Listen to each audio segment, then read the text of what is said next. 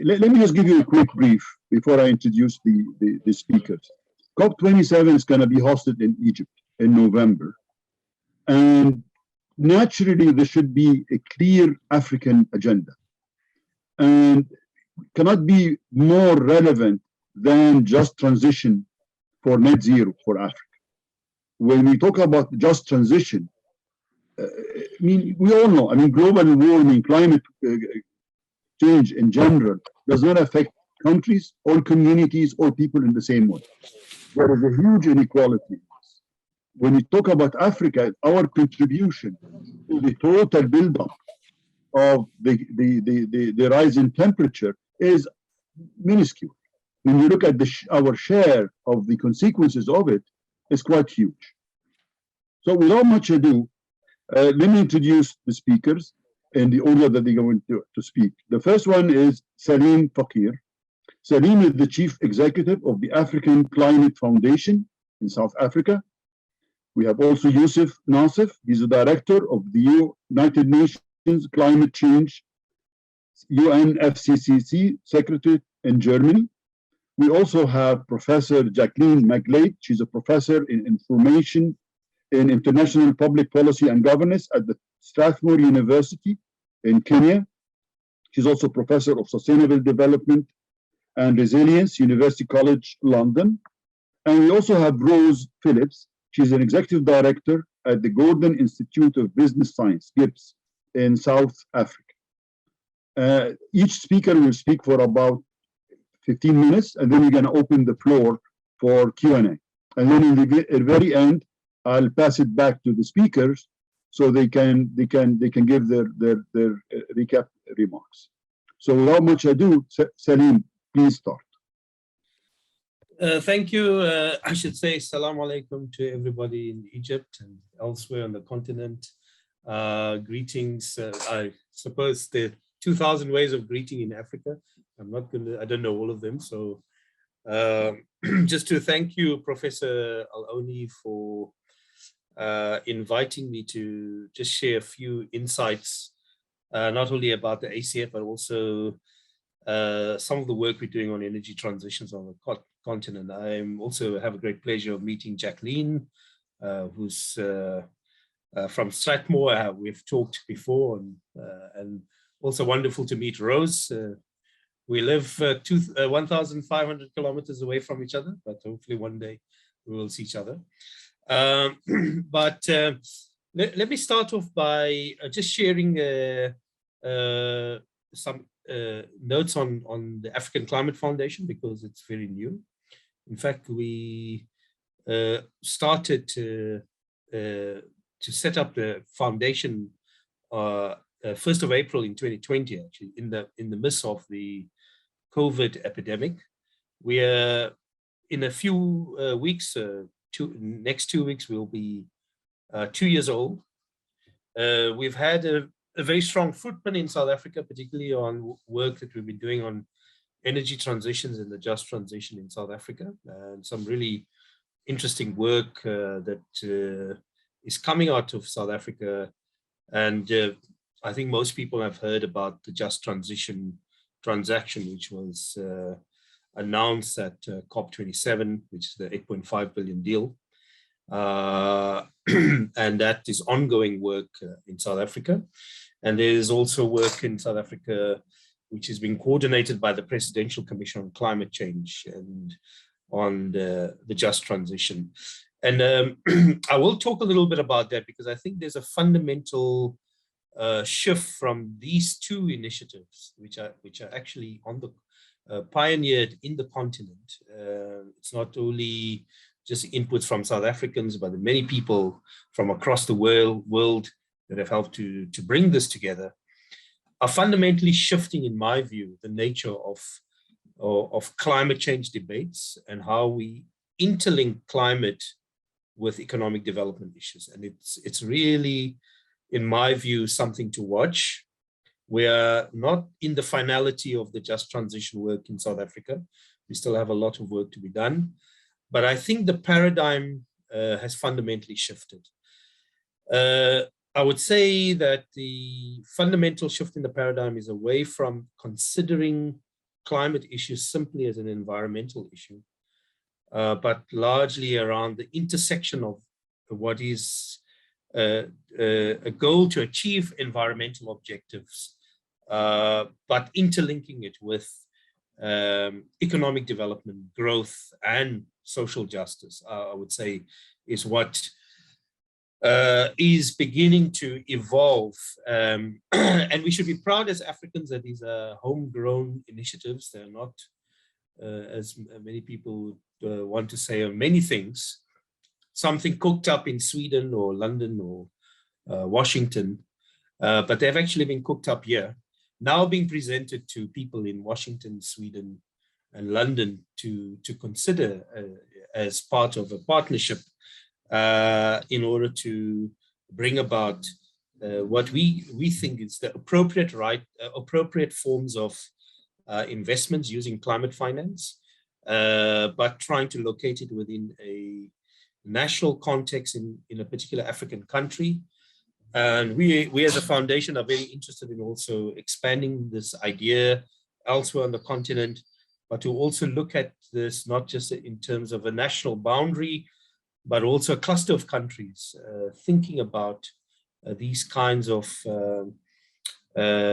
investable pathways, which we would be defined, which I will talk about later, as country platforms or sub-regional platforms to attract investment using climate finance as a basis for that. So the work of the foundation is really in three areas around increasing electrification on the continent, but by doing that, also opening up the space for enhanced access to internet and digital technology, and with that improvement of integration of local urban economies, not only within the region, but also outside of the region. The second part is around enhancing investments in agriculture by taking into account climate risks.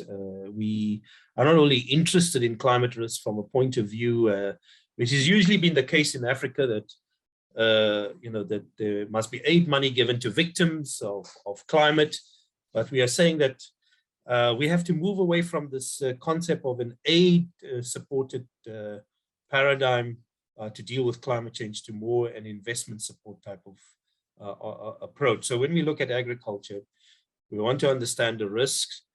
We know that the global aid community is not going to be able to provide all the needs, particularly around adaptation and resilience.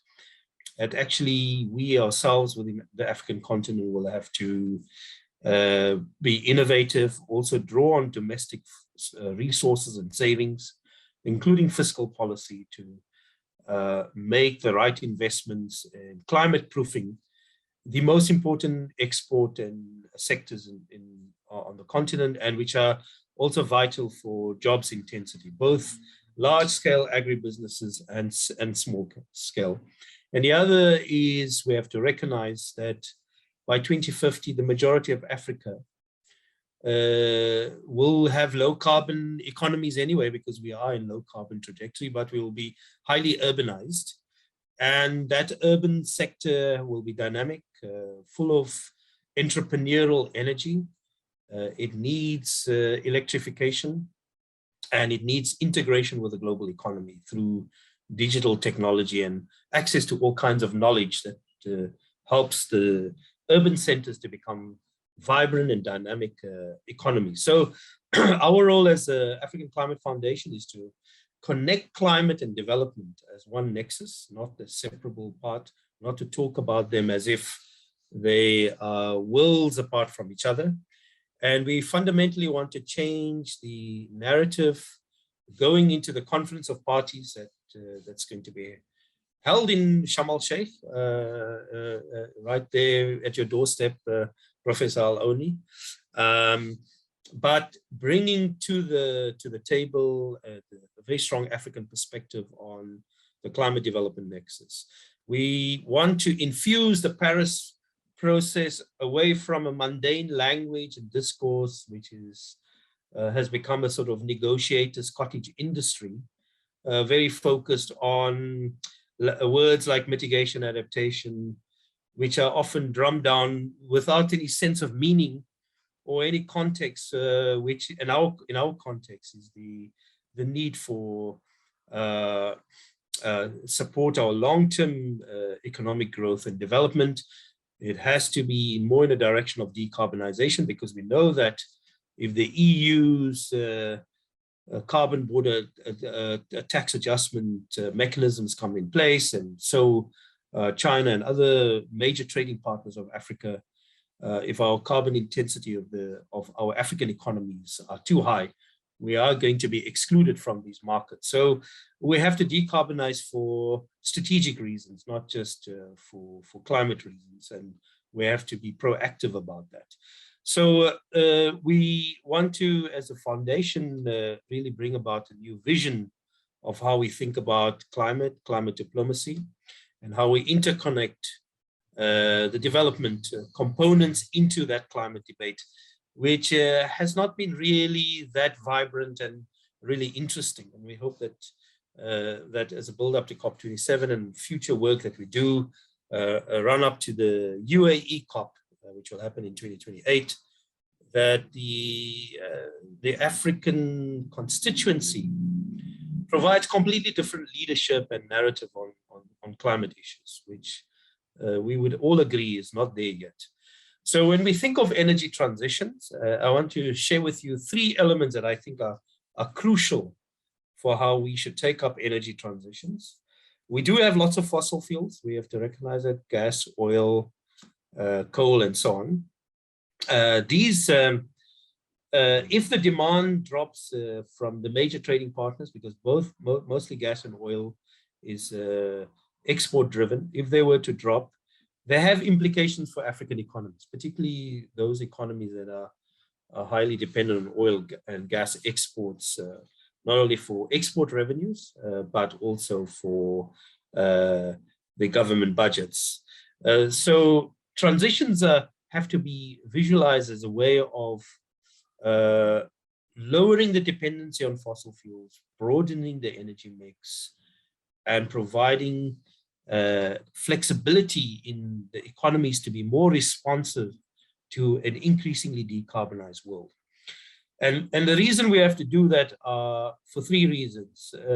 We have to think of decarbonization strategies as a way to enhance energy security. The decarbonization inevitably involves new kinds of technology, and we should not just be consumers of this technology, but we should be reapers of benefits from this technology by integrating them as part of the diversification of our economies on the continent. And the third part is that we must become trade resilient through decarbonization, in that we are able to produce goods and services that are not penalized in the future. And lastly, if we want to build resilient economies, we have to think about those sectors that are still crucial, that rely on nature, whether it's land and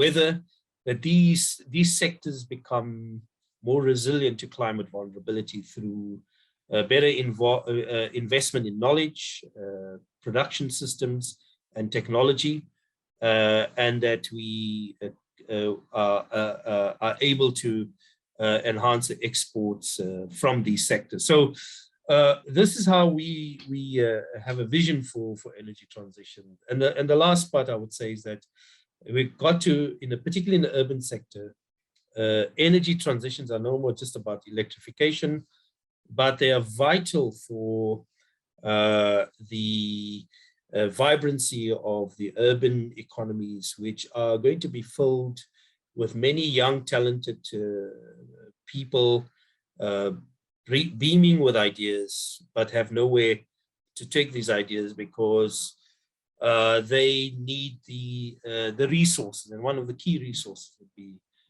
electrification. So our role as ACF is really to enhance, to set this vision, to build this narrative, but we want to go beyond just talking about it. We also want to use our philanthropic funds to to enhance investment pathways in the three sectors that we mentioned, which is electrification, urban transitions, and agriculture. And the reason for that are to align it with the need for growth on the continent, given that we have been through the last 2 years of brutal and a devastating pandemic, which has lowered the economic growth, and it has harmed all the investments we've made previously. We need to enhance the development dividend, and we have to spend more on energy access and energy infrastructure to be able to do that. And with that, also enabling other economic sectors to grow in order to diversify the economic base. Because if we can diversify the economic base, we are able to create more resources to fund our own climate resilient and energy transitions without having to depend on foreign investment, which we will need in the interim, in the short term. And then also through this, globalizing the ability of Africa, not only through regional integration, but also integration with the global economy. The way to move forward on, particularly on energy transitions, and the way we are thinking about it beyond South Africa, where we've done a lot of work, is to create what is called country platforms, and there are 3 elements to them. The first is to turn what are the nationally determined contributions, which we are obliged to submit under the Paris Agreement of the UNFCCC climate process, but to really turn them into tools that can determine the gap in investments for mitigation and adaptation, and to identify ways in which climate finance, particularly grant-based and concessionary climate finance, not more debt, because we have to find ways to reduce the debt. If you look at the statistics of how much funds have been allocated towards Africa, it's very little. But even if those funds that have been allocated, whether it's for adaptation and mitigation, it's largely been in the form of increasing loans rather than grants. So we have to find ways to make sure that we lower the threshold of debt in order to create more stimulus and growth. The second part is to recognize that climate finance is one piece of the puzzle.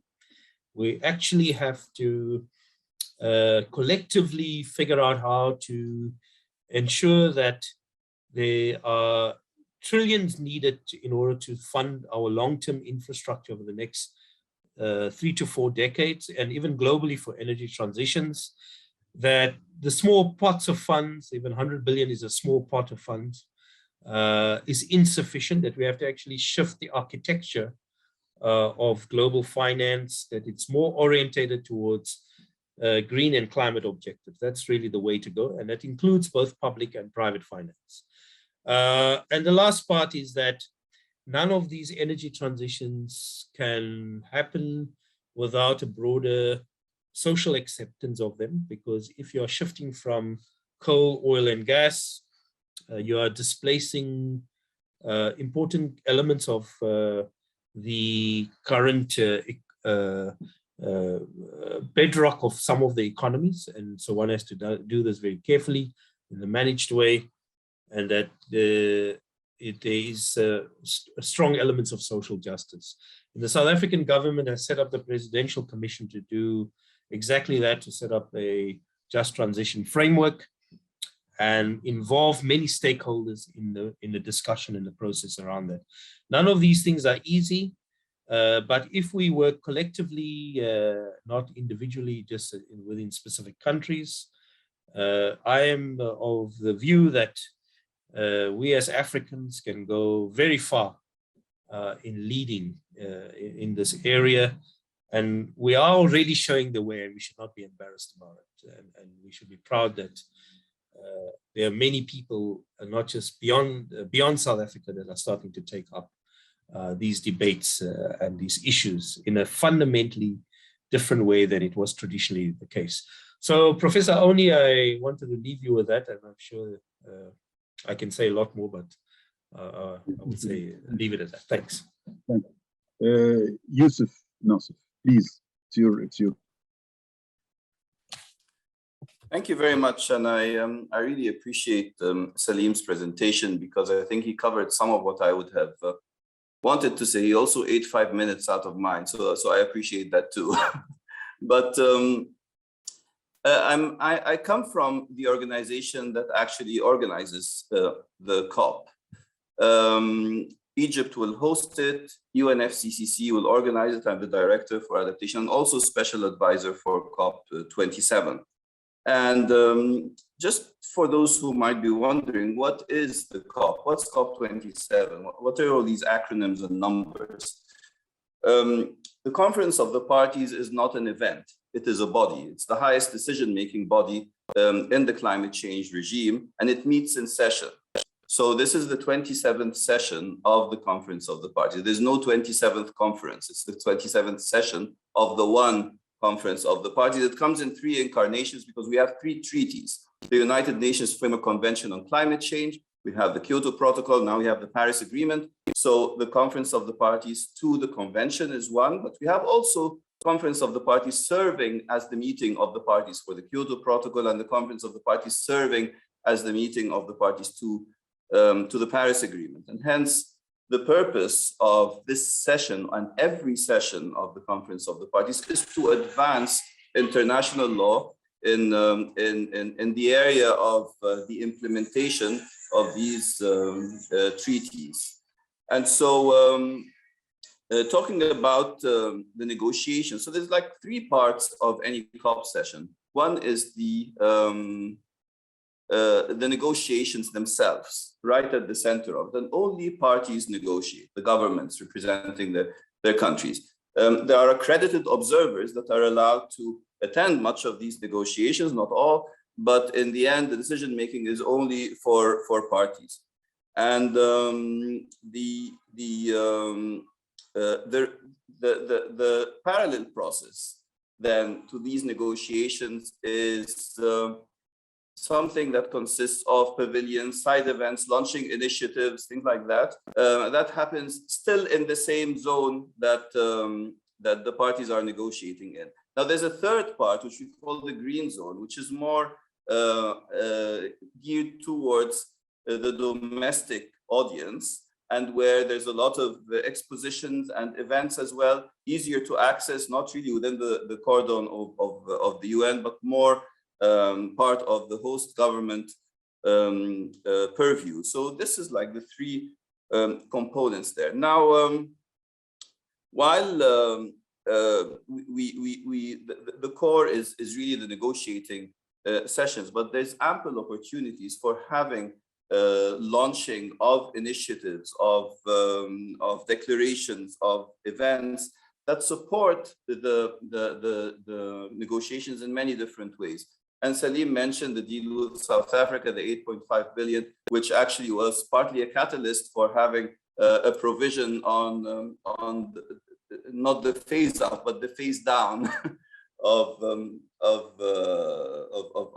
basically the use of fossil fuels.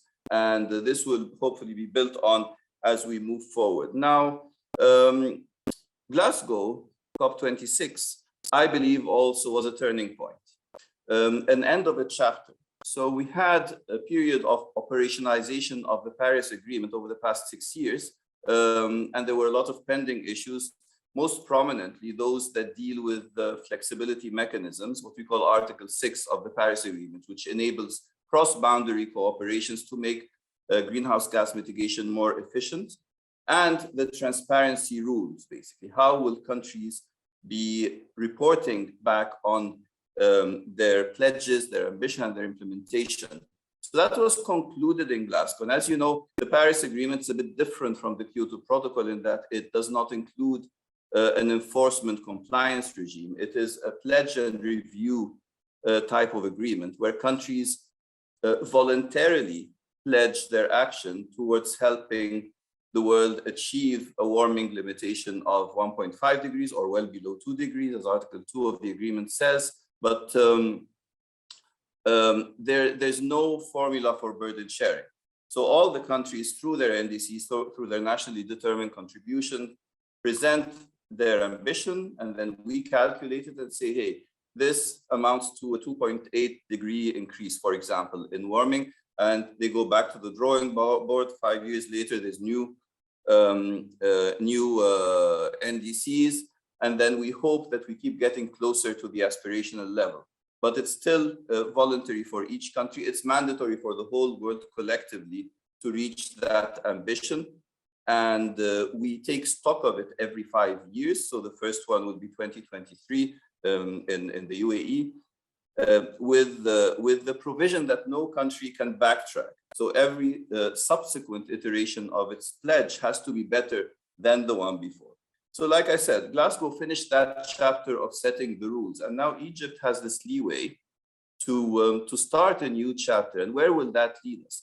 I think the transformation agenda is the one that should be highest in our minds. The IPCC in 2018 and the IPBES, which is the scientific body of the CBD, the Convention for Biodiversity, both in 2018 and 2019, pointed to the need for a rapid transformation to happen in our socioeconomic systems within the coming decade, which, if not implemented, would lead to dire results beyond 2030. The window of opportunity closes, and the negotiating process has still been operating in incremental mode.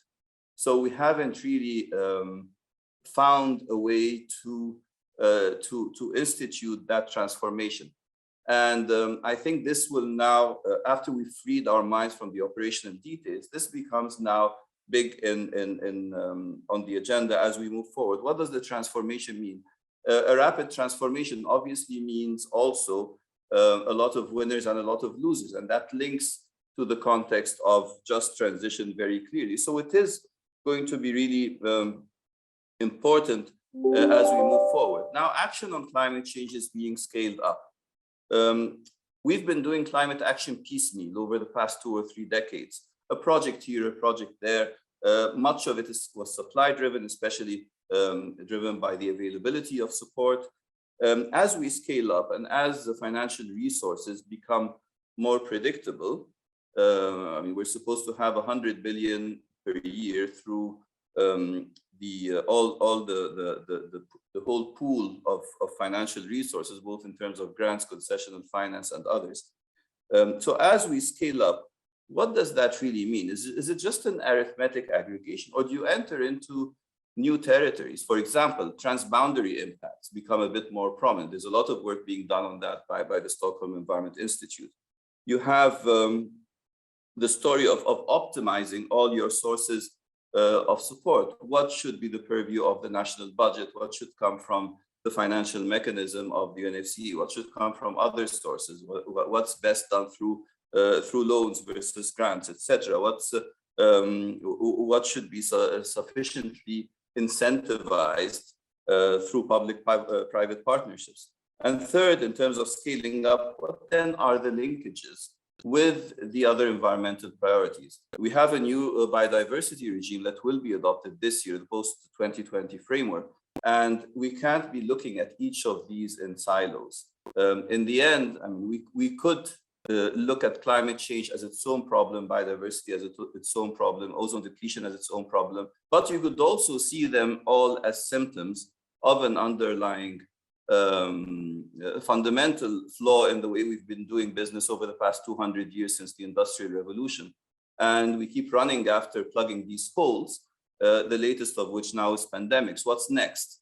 And so looking at the transformation from a more fundamental perspective, not just about climate change, but the whole notion of moving the world to a new place. And now I go to Africa. So I mean, I think in looking at the agenda for Africa for the upcoming COP session, there's probably 3 modes of analysis I'd like to propose. One relates to the needs expressed formally by African countries through their reporting mechanisms to the UNFCCC, whether they're national communications, national adaptation plans, TNAs, technology needs assessments, and nationally determined contributions. There's so many channels. And they seem to revolve always around energy, food, water, and means of implementation. I mean, we know in terms of energy, 1.4 billion people reside in Africa, among which 900 million still do not have clean energy for cooking, and 600 million are without electricity. This comes from the Africa Energy Commission. In terms of food security, I mean, that relates to climate impacts in so many ways, and through it relates to health. Water could be too much water, too little water. Means of implementation, we've talked about finance, technology, and capacity building. And finance is a huge issue of contention within the UNFCCC negotiations. We talk about three things there. One is sufficiency, the other is predictability, and the third is accessibility. So in terms of sufficiency, we now have this goal of mobilizing $100 billion per year for developing countries every year. At last count, it's supposed to start at 2020, but at last count, the figure was 79.6 billion in 2020. This is OECD data. The formal authoritative data will come this year through what we call the biennial report of the Standing Committee on Finance. This is the one that will actually give us the official figure of whether we fail to reach the 100 billion or not. And this is all types of finance, so not just grants. Actually, grants are a tiny percentage of it. And the story of predictability, that as we scale up, we also move into long-term planning. So how can countries adopt long-term plans without knowing if what they want to support 10 years from now will be supported? And so this is still an issue that's not resolved. Finally, accessibility, which is you might have the sufficient money in the funds, you might have the predictability that it will be there, but the bureaucratic hurdles of accessing these funds could put off a lot of countries. And we're hearing now a lot of issues with some who aren't just able to fulfill all the paperwork required, even for what they call the readiness program, which is the very initial amount of funding from the Green Climate Fund, so countries can start developing other products. The independent review of the Green Climate Fund says that adaptation projects take on average 18 months longer than mitigation projects to get approved.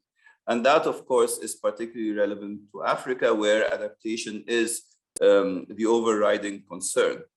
So these are from the needs perspective in terms of what we hear formally from countries. Then you have the second family of issues is what's actually on the agenda item in the COP session, where the negotiators have to push for the African agenda. Again, you have finance there and the ongoing discussion of what should the future level of funding be as of 2025.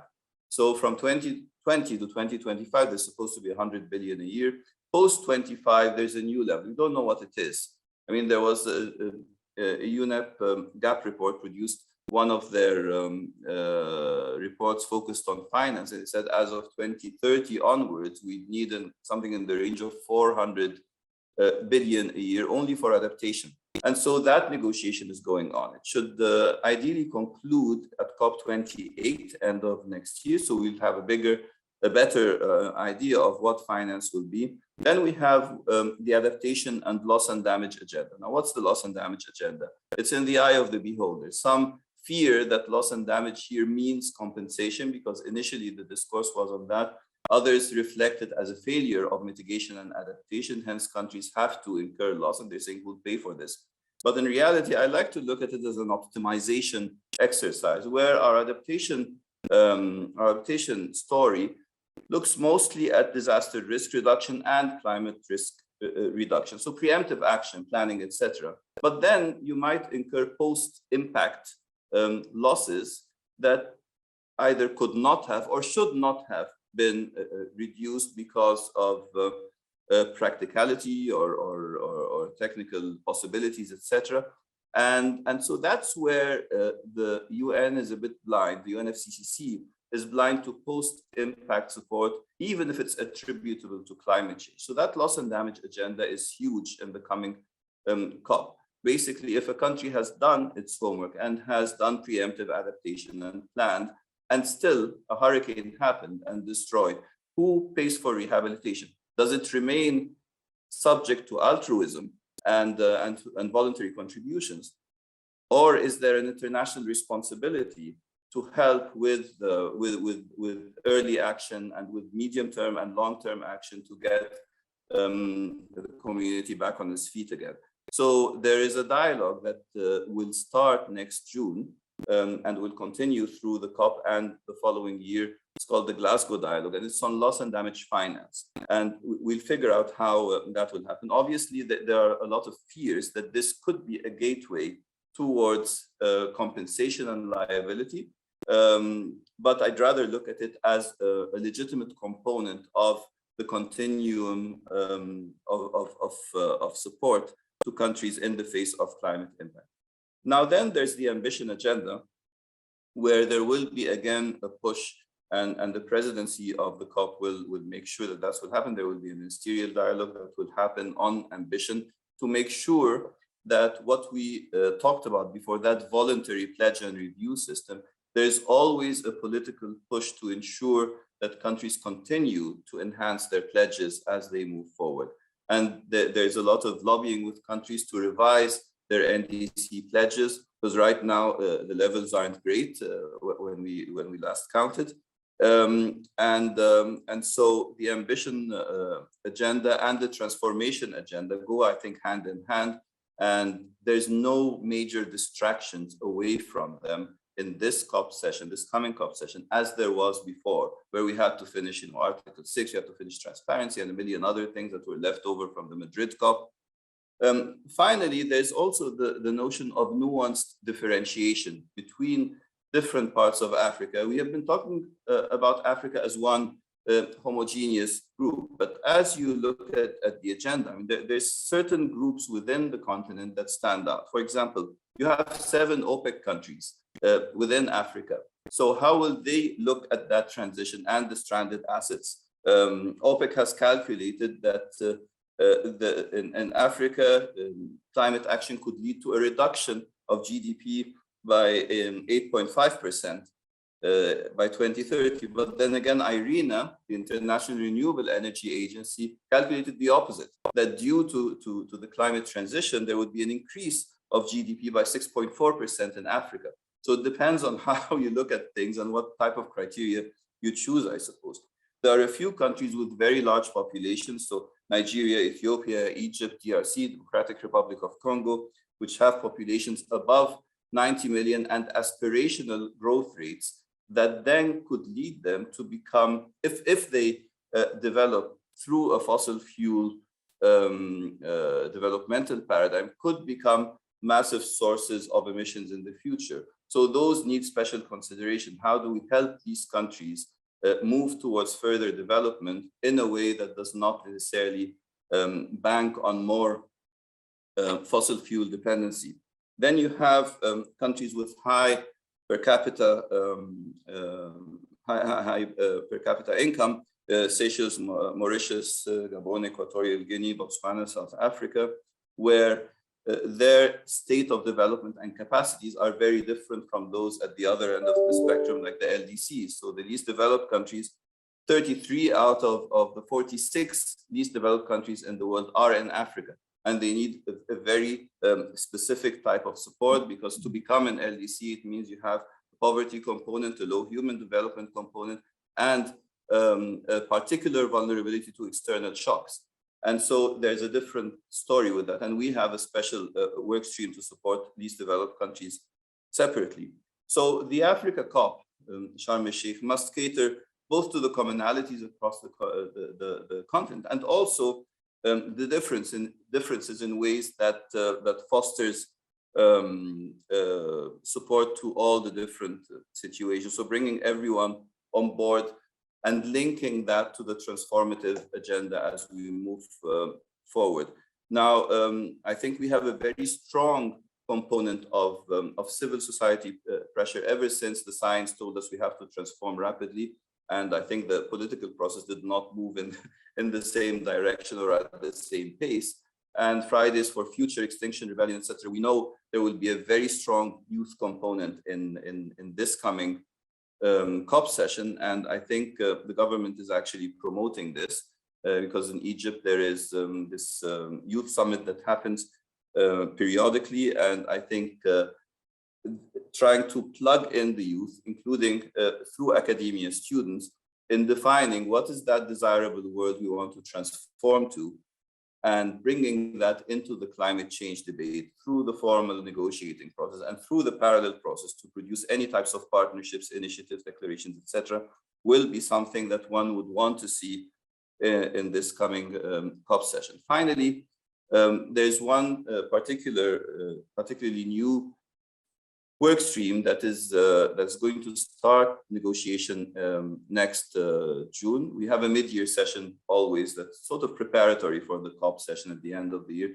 And that's the global goal on adaptation. This was something that was initially proposed actually by South Africa many years ago into the negotiating process. And basically we have, for finance, you know, we have a quantitative goal, the 100 billion, it will go up to another level. For mitigation, we have the 1.5 or well below 2 degrees, but we don't have sort of a simple way to describe the adaptation goal. Partly because it's so multidimensional and it has a subjective component. What does the state of being adapted mean? It means a different thing to different countries or different communities. So there will be the start of this negotiation on the global goal, and there will be 8 workshops throughout the coming 2 years, which will try as much as possible to crowdsource all the intellectual capacity around the world that can help make sense of this area of defining aspirational resilience. So we will certainly be counting on the participation of academia on this agenda, and we hope that everyone attending here would want to be part of this discussion. It's a new area. It's very exciting. So with this, I think I will stop here and turn back to you, Dr. Ami. Thank you, Yusuf. We were supposed to have with us Frank Aswani, who's the CEO of African Venture Philanthropy Alliance, South Africa. Unfortunately, Frank had an emergency that he had to attend to. Frank would have talked about the role of venture philanthropy in impact investment and financing for especially the just transition, because some of those investments are not really bankable. And venture philanthropy would have a more appetite for risk. You can think of it more of a catalyst kind of a finance. At any rate, Jacqueline, the floor is yours, dear. Please. Thank you so much. Can you hear me all right? Is that okay? Yes. Thank you. Thank you. Very good. So good afternoon or good morning or good evening, wherever you are. It's great to be on today and a great privilege. Thank you so much.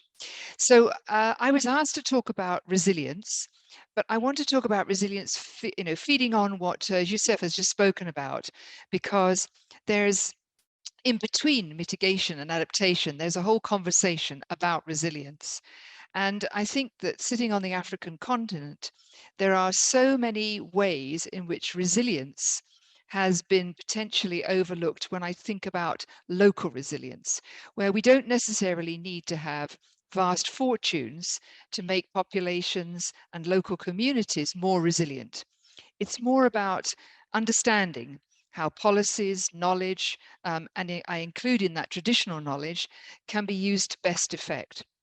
And I think what I want to do this afternoon is link that whole body of knowledge into the curriculum and what we're actually teaching in our business schools, because what I would like to propose to suggest that as we transform our societies and as we respond to what's happening both in the natural world and in society, we keep talking about, acceleration of emissions reductions, but we also need to ensure that it's not only a just transition, but that we really pay attention to gender equity, and these things are socially inclusive.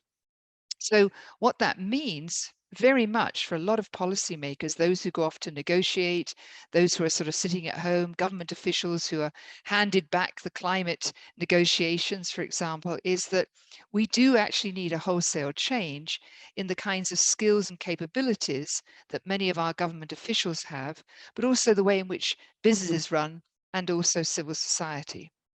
And so what I think, quite honestly, is that training the current and the next generation of decision makers is absolutely vital and crucial. It's not just about the money, it's about the kind of ingenuity and the creativity and the innovation that we can bring to solve the problems. So I was really delighted when in Glasgow, we found that instead of the conversation literally being about climate change being solved through the sort of juggernaut of energy and transportation and building and so on, that we had a tremendous upsurge in the ability to bring nature-based solutions, to bring nature onto the table. And we moved away from what I'd called the kind of black box, which was when we were doing, for example, the emissions gap report when I was in the UN and responsible for thinking, well, what is the gap and how are we going to make the transition? There was always a kind of understanding that maybe the ecosystem, maybe the world will just take care of the rest. You know, we'll do this much and then the natural world will do the rest. Well, unfortunately, the natural world is also having to adapt, is also changing. And so we need a lot more data, a lot more knowledge, a lot more real-time information about how society and nature are changing. So essentially, we're trying to, I think, square off a lot of silos that have been operating in isolation, exactly as was said before. And that requires a different kind of ethos. So in a business school setting like Strathmore, what we try to think about is taking the ideas of resilience, but building that into a much more ethical and strong empathetic basis for society. And we connect then the economy to the strong technical capacity, but also we think a lot about prosperity and well-being. So I believe that in a sense, moving into the next century and certainly into the next decade, we need to do a lot more than simple economics or wealth calculations or microeconomics or looking at choice. What we need to look at is essentially prosperity and well-being as measures by which we see ourselves and those who we care about, those people we want to see them do well, we want them to be well. And what these two items, these two kind of thinking lines in the curriculum development means that we have to consider a sense of continuity, maybe even across multiple generations, sometimes linking us to previous era to give us a sense of belonging, but also as we kind of think about that world and that road to transformation, where we've somehow confabulated prosperity and well-being with consumerism and sort of hierarchy and accumulation, what we have to come back to again and again is that we have growth, in fact, on a finite planet.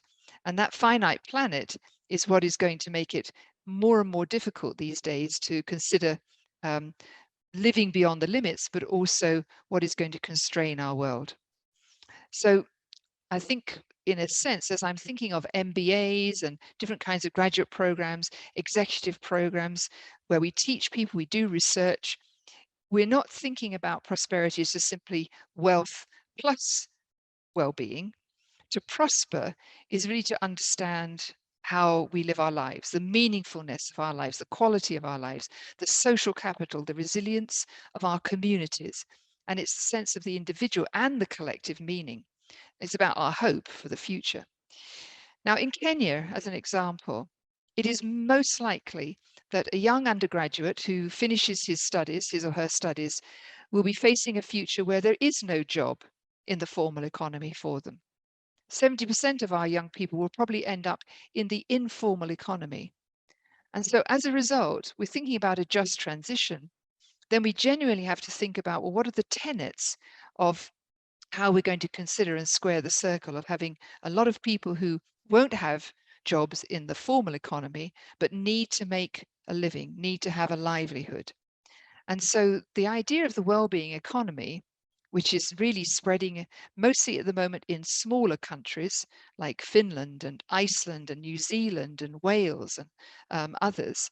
And Canada is also lining up, is to really think about how we can pursue the human and ecological well-being instead of just material growth, and what is it that we need to underpin that in terms of the technical capacity, the modeling, the policy processes, what kind of language do we need, because clearly it's going to change.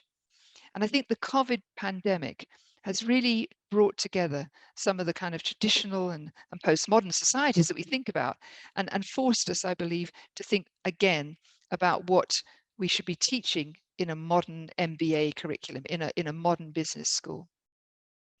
So a lot of the work that I do and a lot of the research and a lot of critical questions that come back to me is about how do we actually generate the knowledge? What's the process of knowledge production that's going to help us become more resilient, that's going to help us learn about these pathways, these transformation processes?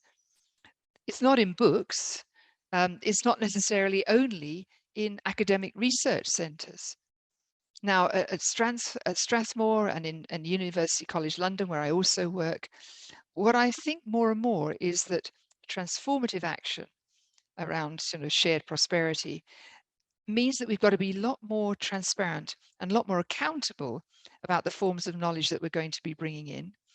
And we need to think about building the gap, building a bridge between the expert-led theories and concepts and the sort of very diverse, culturally specific meanings and values and what people know they can survive with, they can thrive with. And at the same time, we need to think about measurement frameworks. So to be honest, going beyond GDP for me is an essential part of unlocking how we're going to consider what are the innovative processes, not only of how we create new things that are less intensive in terms of energy, in terms of materials, but also how we can bring knowledge co-production along with communities, with those who are in the informal sector, who often have high levels of innovation, but don't have a way in which to bring that into the fore of fundable projects and investment. So I think that for me, the future of a just transition talks and speaks to me much more about how we use those phrases properly of co-production, of co-design, of collaboration, and where the knowledge that we kind of give over within an academic setting is just one piece. The other piece is the experiential learning, and then of course learning by doing, peer to peer. And I know these words have been around, and I know many sort of universities around the world have been trialing it, but it's become very serious because it may not be the case that we can actually raise the levels of adaptation funds that we need, 400 billion, 3 trillion, and so on. But when I work with impact investors, when I work in the voluntary carbon markets, when I talk to land stewards around the world, whether in Australia, in Africa, all over, what I find is there is a mismatch between the public sector approach and funding and what is happening in the private sector. So to give an example, a lot of farmers in Australia, despite what is written about Australia in the bigger picture about being climate naysayers, are absolutely fully understanding that their resilience is on a knife edge. That with the extremes of climate and with the extremes and changes in the commodity markets, that there's a very big temptation to start planting as much as they can, losing all that carbon that they've spent a long time trying to store within the land. So the temptation is there. But along comes a national bank, along come a lot of retailers, of investors, and say, no, actually, we really want you to keep that carbon in the ground. And we are willing to pay a certain amount of money. And we're going to regulate it so that we can actually control the amount of leakage, and we can assess and we can monitor and we can evaluate that. If I look at what's happening here in Africa, I find a very different setting where a lot of business, private sector business, are coming to places like Kenya, recognizing that because of transboundary discussions and where we can actually do offsetting as well as insetting, we can bring a lot of that carbon conversation into the real world because we've got amazing soils and so on. But we don't have capacity in the country to, for example, develop a carbon market within the securities exchange. We don't have people who are qualified to run projects, to create investable projects that are nature-based. Maybe they have gender equality and social inclusion in them. And there's a big gap then between the enormous private sector impact investment funds that are sitting out there and the ability to deliver those investable projects. And so I see there's a real task ahead of us if we're sitting in business schools. And it doesn't matter whether you're in the University of Cape Town, in Cairo, in Ibadan, wherever you are, there's going to be a need for us to really bring that knowledge of what you can do on the ground through the experiential process and bring that much more into discussions around the well-being economy and prosperity, where effectively those who own the land, who take care of the land, can create living shares in improving land, in reforestation, regenerative agriculture, and so on, where that can be one of the most innovative things that we bring to the world and bring to the climate negotiations. And so I hope, for example, that when we sit in Sharm el-Sheikh, that there will be a good conversation about agriculture and how by small incremental changes in regenerative agriculture, linking that to projects and business which are investable to people who want to look at impact investing, we could actually create a just transformation, a just transition and accelerate emissions reductions. So my hope is that we kind of depart from a slightly more conventional expert-led, top-down, centralized approach and move more to a world where there's a lot more community and citizen participation, there's a lot more knowledge and experience around preferences and needs to really contribute to sort of improved outcomes and achievable solutions, whether it's in the urban or in the rural setting, and where we bring a lot more of that traditional knowledge that's within the indigenous communities, but where we have sophisticated data and monitoring and reporting and verification systems that are part and parcel of this transition. So we can genuinely see what is working and what is actually making a difference. And that I see as one of the fundamental core elements of how a business school should really be thinking about itself as we go forward. It's a blend of policy, of business, of finance, of understanding that global context and helping to integrate it all, rather than sort of maybe teaching it in lots of salami sliced topics. So I hope that's not too controversial. And let me just hand back then to Ali. Thank you very much. Actually, not controversial at all for me. Thank you. Thank you, John. Rose, floor is yours, my dear.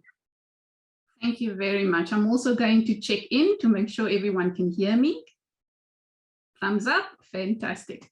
So Ali, to follow Jacqueline on her controversial conversation thread, let me do the same thing. But first and foremost, let me say that the Gordon Institute of Business Science, known as GIBS, very proud of being part of Prime and doing our bit to promote both responsibility and sustainability. And we've been a member of Prime since 2009 and a Prime champion since 2018, and our interim dean recently appointed as a global chapter council member. So we want to be part of this, and we want to, like Jacqueline said, really rethink what knowledge and what different ways of knowing needs to be infused into this this debate of climate change. Now, of course, climate change is an existential threat.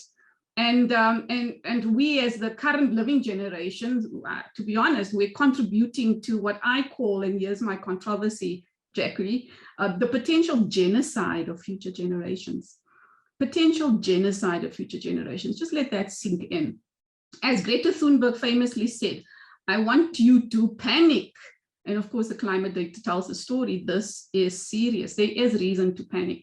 But when we talk about how business in particular, and if you're coming at this from a business school perspective, we talk about how business in particular should be viewing Africa's collective energy future, I think we do, and everyone has said this already, we need to cast a wider net on a much more broader scope of what we would call transformative justice.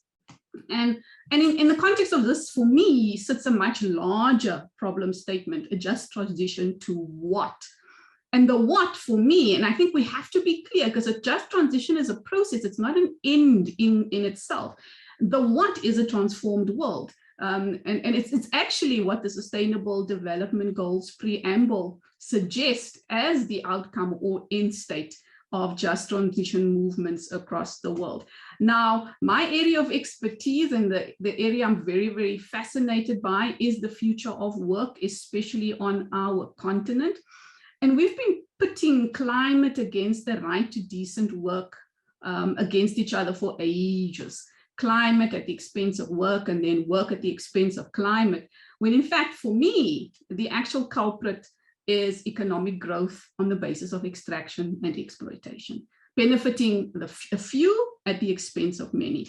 And we know that in our countries, on our continent, we've had the additional complication that through our colonial past, marginalization has been racialized. And we just talk about apartheid in South Africa. And in addition to it being drawn along gender lines. I just want to quote a quick example. In South Africa, mining is predominantly in the northwest of our country, but solar and wind powered energy will come largely from investments in the southeast of the country. So you can upskill and you can reskill, but you can't turn a mine worker into a solar and wind turbine workforce without relocating them. So, and this of course applies to many other sectors. So it's a much more complex and nuanced thing that needs to be done. Just transitions as a concept, as it's grown in popularity and more people got involved, it really has taken on sort of a plurality of meaning. On the one side, we see this very affirmative just transition approach, which in my mind sort of follows a status quo of market-based solutions and employment patterns. And on the other end, we've got this expansive, transformative just transition, which aims to be much more inclusive and structurally transformative, which of course favors labor and environmental movement. And while we don't have time to delve into detail on what that looks like, for me, on that continuum from just resilience, affirmative, just transition, all the way to justice, where we talk about transformative justice, is sort of 5 discourses, which I think we can see as scenarios, and I hope we see as scenarios that would fit into potential alternative futures, which we as a business school is very, very interested in.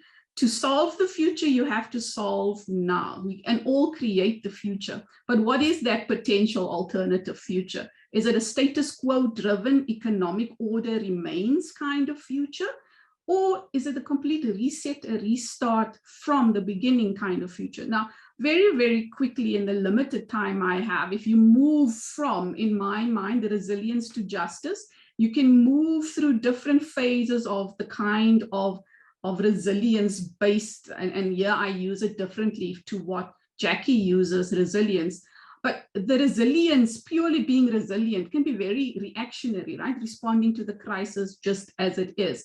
And even if you think about green jobs and the green revolution movement, it still focuses on an employment and an environmental reform through market forces. Technology innovation tends to frame low carbon transition as a win-win, and the profit motive still remains primary. So jobs are then a primary mechanism for inclusivity, and distributional approaches that gets used as compensation, temporary income support, et cetera, et cetera, et cetera. We also have green Keynesian approaches, you know, where the government intervenes and should intervene. But then we start moving towards things that are much more transformative, thinking about energy democracy. And here we're talking about collective ownership and control of our energy systems. And it changes energy from being a commodity to it then becoming a communal right for everyone. And then finally, and this is where Jackie was going with her conversation, to a green revolution, which is really reconceptualizing the human-nature relationship and rethinking how capitalism contributes towards this just transition to a transformed world future. Now, of course, in that transition from being all the way looking just as affirmative, which is very much about resilience, all the way to justice, you can't just take a purist view. There's going to have to be shared solutions between the private sector, between government, between communities to really get us to where we need to be, moving from narrow worker focus to moving to considering broader societal shifts, to moving from benefits with just an existing employment relationship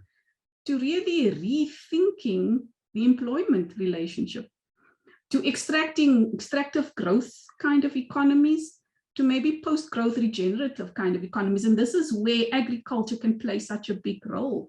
To from one size fits all, everybody gets the same kind of solutions, to rethinking our local and our cultural nuances, as Jackie was talking about, really thinking about the different ways of knowing. And then finally, these affirmative type resilience, which is really short-term, focused on stranded assets and stranded skills, and ultimately potentially still keeping us in that stranded assets and stranded skills sense of the world. Given just the example I was quoting about mine workers can't really move from one region to the next in an easy fashion. To rethinking that actually what we don't need is more skilling, reskilling, and upskilling, or it's not the only thing we need, but we actually need to build societies that learn. And we have to have a learning mindset. So for me, businesses, and I'm starting there, if we think about just transition to net zero, which I would like to think is just transition to net positive, using Paul Polman's language, which is about a transformed world, then businesses need to transform through purpose. They've got to think about cultivating a net positive mindset and culture inside their businesses. Yes, of course, we've got to think about how to unlock green financing, especially on our continent. And we need to invest in green infrastructure if we are going to still have economic growth within our lifetimes. We've got to accelerate innovation. We've got to also build learning organizations. We've got to build diversity and inclusion into the way that our organizations operate. Got to think about ethics and governance capabilities inside our organizations. And then we've got to think about how do we manage partnerships. Now, this all seems like bread and butter type of stuff, but this is not necessarily how businesses consider what a just transition is all about. They think it's really focused on green financing and green infrastructure. And our job as business schools is to broaden the thinking to a much more broader, all-inclusive concept. So I'm going to draw it to a close, but in terms of what this means for business schools broadly, specifically on our continents, I think we can really facilitate such expansive thinking, balancing depth and urgency and scale and scope of what needs to be done with all the money that's being thrown at this climate change solutions, but also thinking about inclusivity and thinking about participation, but also thinking about power dynamics, because especially on our continent, all of these things need to be balanced. There's a saying that says, in a gold rush, be the one that sells shovels. And Salim had already outlined it earlier. In South Africa, the president has recently signed a partnership where there's an 8.4 billion eye-watering amount of US dollars over the next 3 to 5 years being made available from the north to the south. And in fact, the CEO of South Africa's energy regulator, Eskom, was quick to raise his hand and say, move all of the funds, if not most of the funds, towards the energy sector, because Eskom has, and I quote him, shovel-ready projects. And I'm sure he's not the only one eyeing the cookie jar. Renewable energy is proving for me to be the biggest industrialization and modernization program of our time. Capital's available, but we do have many challenges. We also have many opportunities. We've got to have to do the right thing with our foot in today, looking at current generations, and a foot into tomorrow, representing generations that haven't been born yet. But everybody has a vested interest. So what do business schools do? I think that we can be, Ali, a safe, impartial convener. And that I think is important, because we can be impartial. We don't have vested interests as business might have. We can be a knowledge and a research contributor. We can be a thought leader, a partner, and an educator, and help businesses zoom out, pardon the pun, making the actions on the ground, the projects that are being done, showing the world what they look like, and providing some quantitative research and possibilities to tell the local stories so that these stories are contextual and they provide building blocks of transition and transformation. It doesn't just focus on quick wins, which can be where you just focus on resilience and you keep thinking about, let's keep the employment relationship stable. But remains true to global sustainability objectives, which is outlined in the Sustainable Development Goals, in our ESG principles, and of course, in the 4 Ps. And let me remind you what these 4 Ps are. They're the planet, they are people, they're peace, and finally prosperity. And of course, I added 2 more, and the 2 that I've added is purpose and partnerships. Without those, we are going to get into a very narrow focus of just transitioning to a net zero carbon future, but we should be thinking about just transitioning to a net positive, transformed world. Thanks very much. Thank you, Rose. We're running a little bit behind. What I'm going to do, I'm going to ask, I have some questions in the Q&A box, and I'm going to ask the people asking the questions in the order to sort of ask their own questions. Try to be very brief. I'm going to start by Muhammad. Would you please unmute Muhammad?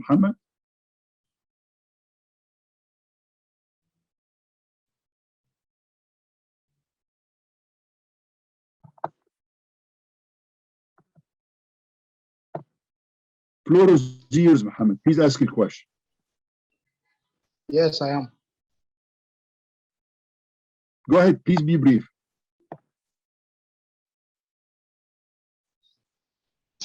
Hello, are you listening me?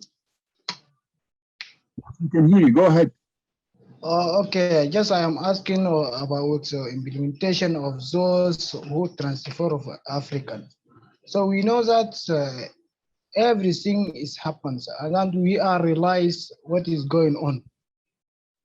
So that the expertise know what is going in the future, and we are used that we are devastated in our future. So we are afraid from the future because all these disasters and crises restrict us to achieve our goals and our ambitions and our aspiration. And in this case, we must go in implementation. So we are studying in a books, in a reference, in something that is just we have a certificate, and we are notice that our certificate and our studies, all this is not to help us to push ourselves in front of the world and make prosperity and sharing prosperity and sharing our ideas and our knowledge and what we have in indeed in our and we are see ourselves we are failure. Is this failure from institution or from us? Is this failure? We are not know what is a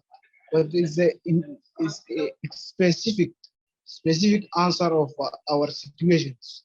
Muhammad, we are suffering a lot from the question, please. Just yes, allowing time for others. Okay, my question is there any program to implementation? So and can you make a warn to African to be ready to fight against those climatic disaster and actions that is coming in the future? And thanks. Thank you, Muhammad. Who do you want to address the question to? Okay. Who would like to sort of venture an answer? Maybe Yusuf. I think it's more about it. I can also answer. But, okay, Yusuf, do you want to answer this? But Salim can start and I'll follow. Come on, guys. No, I think the general perception is that people are assuming that Africans are simply accepting vulnerability. Actually, governments are actually spending a lot of money in supporting in those countries where they are affected, are actually spending considerable budgets towards building resilience and adaptation. And in fact, Power Shift Africa, which is run by Mohamed Adu, just put out a report that demonstrates that many African governments are already spending towards adaptation. And I think Yusuf just, I thought, brought a very important point about nuanced differentiation. And different countries will have different levels of capacity. And also, it's not just about money. It's about local planning, proactive planning, being able to talk to these issues, as Jacqueline has pointed out, with better knowledge, and using all of that to begin to proactively commit resources. But it's not just a finance thing. It's also about planning and organization. Countries like Cuba, which have very limited resources, are better adapted to hurricanes than if you look at a country like Haiti. So I would just say that you need to be, we have to obviously understand this better, and I'm hoping, Yusuf, that when we do loss and damage work and other work, that we have a better appreciation of this point of nuanced differentiation. In fact, we'll be surprised how much resources are actually being committed. And then one has to also take into account private insurance that companies are spending, individuals are spending towards managing risk from climate, including in the agricultural sector. We just haven't quantified this, and we don't have a full understanding of the level of investments already been committed. Thanks. Just to follow on implementation, I mean, this is the devil's in the details. So there is implementation going on. Is it the implementation of the right stuff? I mentioned a while back that we have piecemeal approaches, so a project here, a project there. Some of them end up being, if it's an adaptation, could be maladaptation. If it's in mitigation, it's a drop in the ocean. And so as we scale up our thinking, so the second level is instead of doing normal adaptation or resilience, in the sense that resilience is a way to go back to your formal state, I think you need forward resilience as to move. If climate change will move you from A to B, you don't want to move back to A, but move to C, which is where your developmental aspirations lead to. So that's the second level of implementation, and we're not even there yet. But then the third level is, I think, stuff we heard a lot from Rose and Jackie, which is the paradigm shift from an extractive economy to a regenerative one, from consumerism accumulation towards that well-being economy, shared prosperity, regeneration, where each human being adds more to nature than they take away from it. And then you're in a totally different planet, because the whole notion of overpopulation carries now a very different meaning. If more people are actually better for the planet, you're actually moving some of the planetary boundaries outwards. You're not constrained with Johann Rockström's limits or the donut economics principles, and actually have far more abundance than the current extractive paradigm allows you to enjoy within the limits of humanity that is working more in exploitative mode. So that is the highest level of implementation I would like our process to aspire to and to start supporting. It is not doing that at the moment. It's just project-based individual projects where we're looking at the cost-benefit analysis of that individual thing by itself, not from a global perspective and not from a strategic long-term perspective. And this is where business schools come in now. What would the transformation of how we do economics or business, how can it happen in a way that takes account of these things? Is cost-benefit analysis in this country, it's really adequate for ensuring intergenerational equity when you discount future benefits and future costs versus today's? Obviously not. So how do you reinvent these principles that we feeding to students to go out and continue with the old paradigm and continue ruining the world, basically, in exchange for one that is more regenerative, and how to ingrain this into an educational system that can espouse this. And I'm all for learning from actually indigenous principles, indigenous people, the principle of collectivity, connectivity, intergenerational equity, and modernizing our educational systems towards indigenous values and principles that have worked to preserve our relationship with nature in ways that the Industrial Revolution has killed. So it's not about tweaking here and there. There's a fundamental shift in education, especially business education and economics education, that is necessary for us to do the next step in performing well as human beings on Earth. Thank you. Thank you. Dorothy Claston. Please, yes. Dorothy. Yeah, good afternoon. My name is Dorothy Claston. I'm from Kenya, and I'm really excited to be on this forum. I was specifically touched by the comment, a net zero positive transformed world. That was very interesting. Also, local resilience does not need vast fortunes. That's really good from Professor McGlade, and very, very true. My question was actually to Mr. Youssef Nassef, and thank you very much for the clarification around the COP, Conference of Parties. I wanted to find out who is a contact for private sector engagement and what type of private sector activities are planned at COP27, and really excited that it's going to be in Africa for the first time. Asante sana.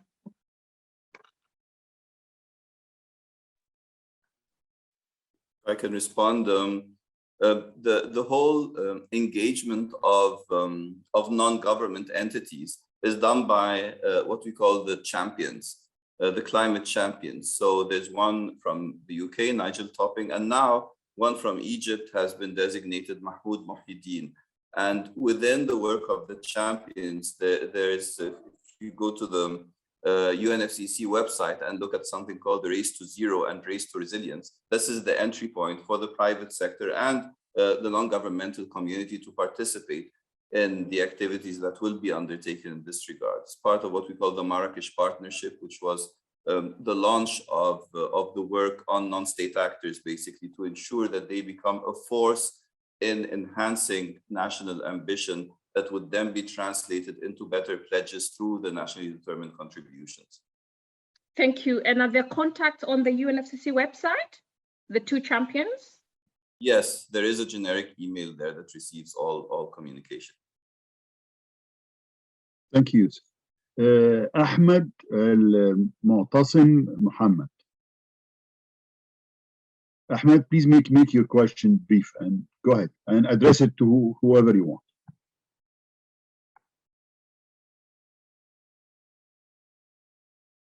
Ahmed, the floor is yours, sir.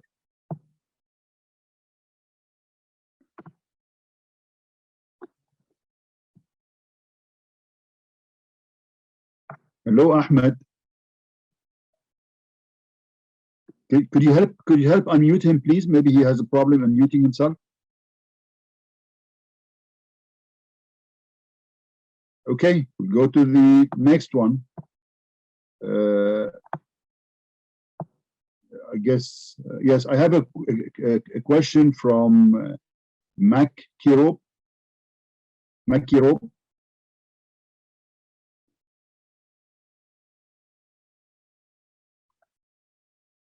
Go ahead, please. Hi, good afternoon, everyone. Just a quick question. Living in a continent of 54 countries and with large variances across the continent on SDG delivery, your conversations are critical in identifying what the relevant learning interventions should be. Has any work been done on these large impact initiatives, which would then formulate ecosystems to the benefit of all?